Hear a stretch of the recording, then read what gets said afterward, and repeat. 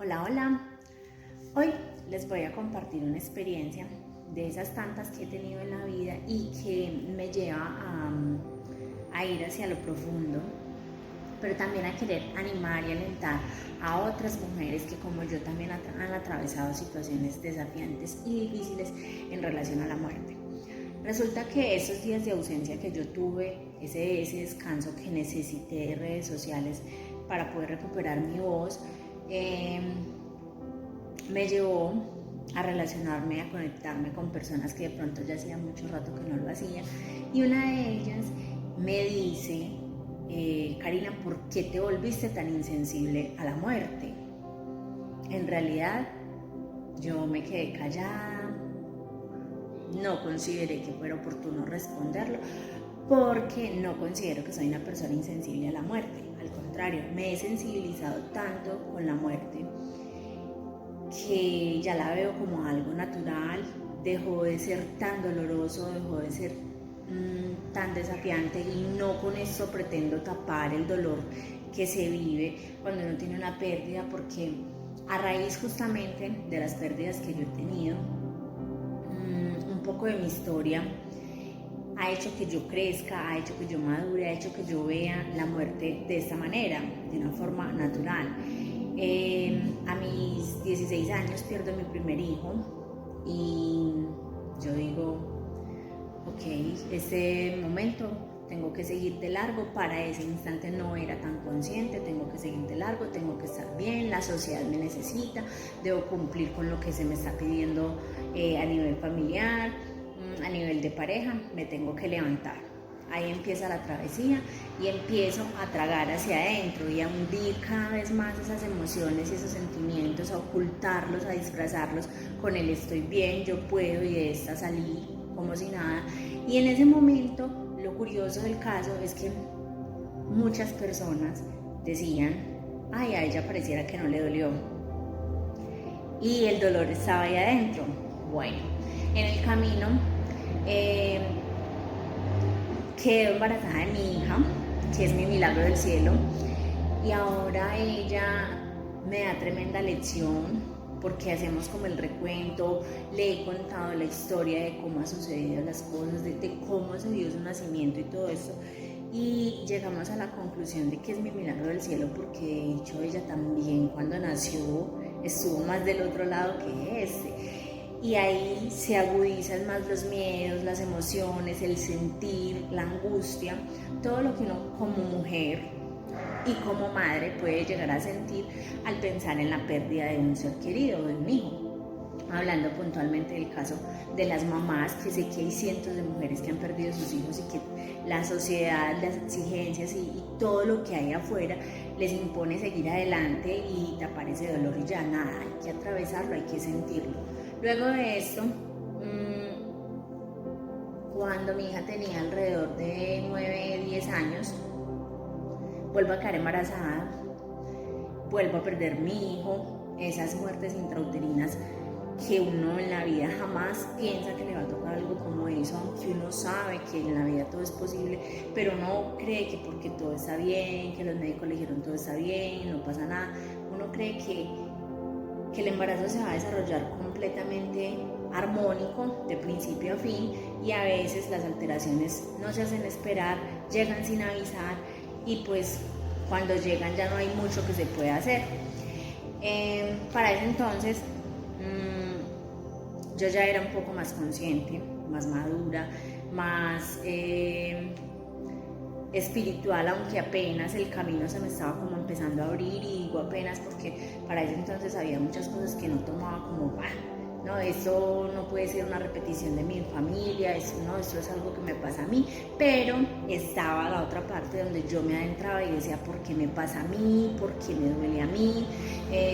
¿Cuántas veces más yo voy a perder? ¿Qué hice yo para merecer esto? Y en realidad, cuando yo veía esa luz pequeñita, entendí que yo no estaba perdiendo nada.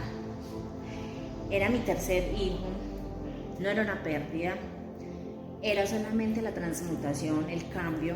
Ese bebé no estaba preparado para llegar a este mundo.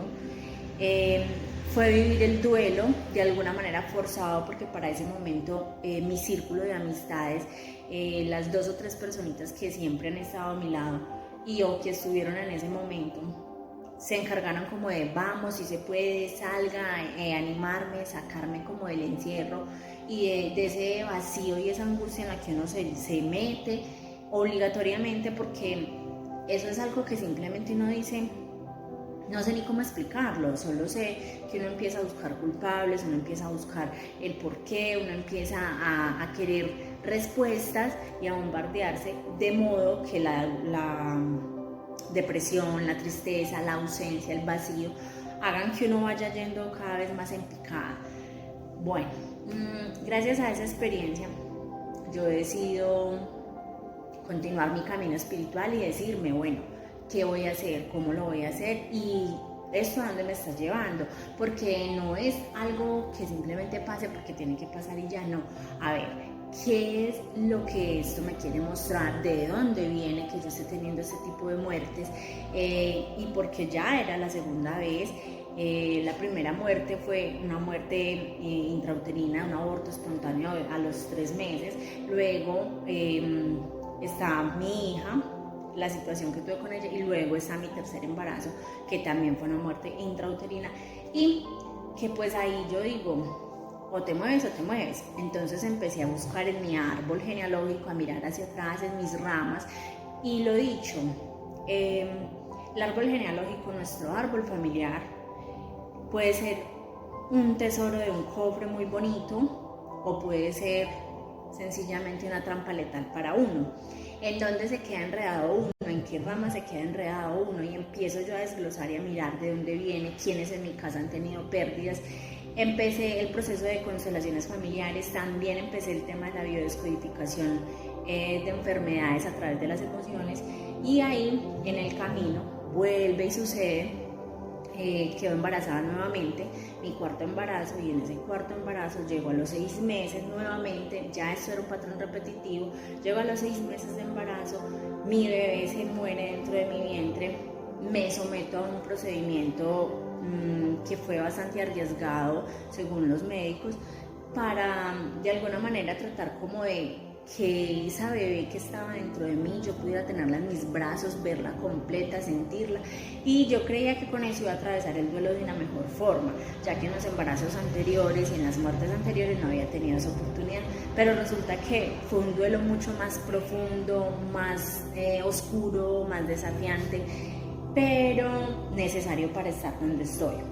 A través de esta experiencia yo me doy cuenta de que muchas mujeres desconocemos muchísimo del tema de los embarazos, de los riesgos y de los peligros. Creemos que estar embarazada es solo estoy dando vida aquí dentro, me alimento, como, duermo bien ya. También desconocemos muchísimo a través de ese tema de la muerte intrauterina, desconocemos muchísimo de por qué se nos repiten esas situaciones. Y yo empiezo a buscar, a investigar y a prepararme. Ya estaba estudiando hacía mucho rato el tema de la psicoterapia, y todo eso estaba haciendo un proceso muy bonito, muy completo, donde estaba tomando desde mi mamá hacia atrás a todas las mujeres de mi linaje femenino, dándome cuenta quiénes habían tenido esas repeticiones. Luego voy y miro en mi árbol por el lado masculino, por el lado del papá, en el linaje femenino de él, quiénes habían tenido esas situaciones, y empiezo a hacer todo ese estudio que me lleva a reconocer que no estoy sola en esto, que tengo guías, y que esos guías y esas mujeres que me precedieron, o no, mejor, que me antecedieron, son mujeres que también sintieron muchísimo dolor, y son mujeres que no pudieron sanarlo, que no pudieron mostrarlo, que no pudieron atravesarlo, no porque no quisieron, sino porque no tenían las herramientas que ahora uno tiene, o porque en ese momento era prohibido hablar del tema y había que seguir como si nada en la vida hubiera pasado. Pero hoy estoy aquí, mujer, para hacerte el llamado a ti. Si en algún momento has pasado por una situación como la que yo he atravesado, levántate, levanta la mano y haz algo por ti, y empieza a mirar hacia adentro. No quiero llevarte nunca con esto hacia adelante. Hacia adelante es para que las cosas cambien y sean diferentes, o sean lo que tú consideras que es mejor para ti, y hacia atrás es para sanar lo que no se ha sanado en nuestro árbol y dejar de repetir el ciclo. Así que mis historias me las comparto como ejemplo de inspiración y para que ustedes sepan que la psicoterapia sí funciona. Chao, chao.